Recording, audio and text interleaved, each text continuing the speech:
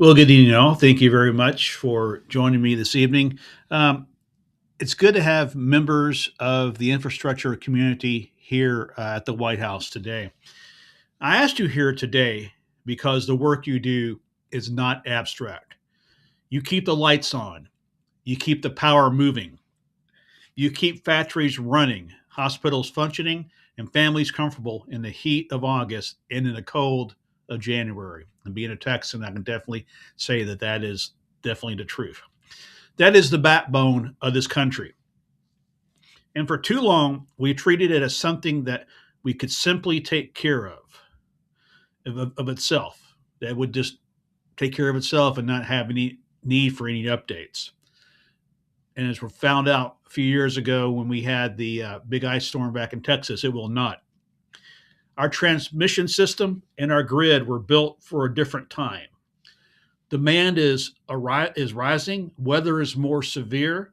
Communities that were once at the edge of the system are now asking for more capacity and more reliability and fewer interruptions. I know just the other day back home in Texas, we were at the house, and yeah, we live in suburban Dallas, and our lights flickered for a couple of seconds, but it's showing the draw that is on the grid.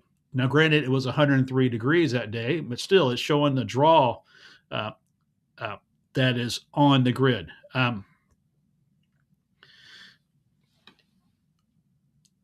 Like I said, they were built at a different time, and when the system falls short, well, oftentimes what happens is working people who pay first in higher bills, lost shifts, and the uncertainty of not knowing when the power will return. I know just back when we had that major ice event in Texas, record breaking cold temperatures and ice. Uh, it was a major situation that we weren't prepared for, and now we are. And so we're going to build the backbone of this system. This means stronger transmission. It means connecting regions that have been bottlenecks for years. It means hardening the system so that the storm does not take down entire communities for days. And it means doing this work in a way that creates good American jobs. Line work, manufacturing, engineering, construction, and the skilled trades that cannot be shipped overseas. And there are a lot of people who can fulfill those jobs. I love telling the story about my brother-in-law. Um, he graduated from high school, wanted to go try college, and found out the college was not the thing for him. But he came from a family of electricians, and so he followed his dad's path, became a journeyman, and is now in one of the highest positions an electrical uh, contractor can be. He's a job foreman and probably getting ready to go into the office now. So uh, he made a career, and so many more people can do the same path. I know that kind of segues over to education, but and we'll talk about that too at a different time.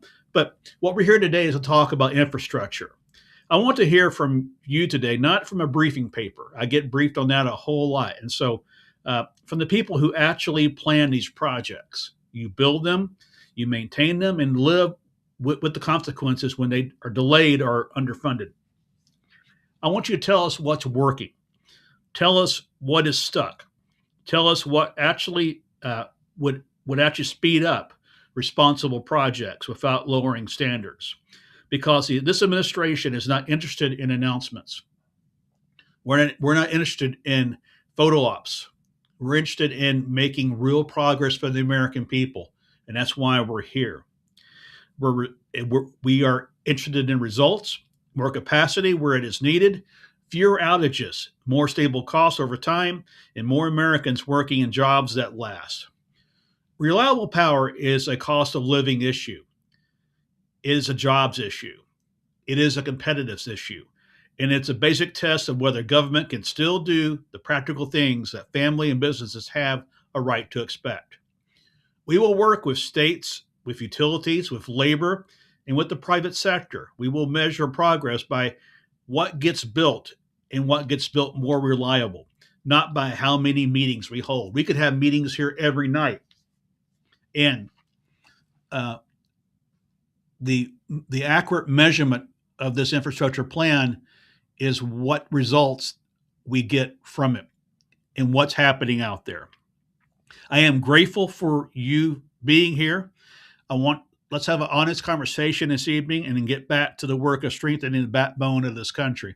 And I want to say that one of the things that we're going to touch on, and this is just before we escort the press out, as we commonly do at these roundtables, because I want this to be a clear, frank discussion with the shareholders involved in this. What I want this conversation, what I want to talk about is this. I want to talk about one of the things I want to talk about is the draining of the power grid on these plants that are going up throughout these data centers going up throughout the country. And so I want to talk about how we can address that without hurting the infrastructure of our community and our country. So I'm looking forward to hearing from each and every one of you. And thank you, press, very much. Thank you, guys.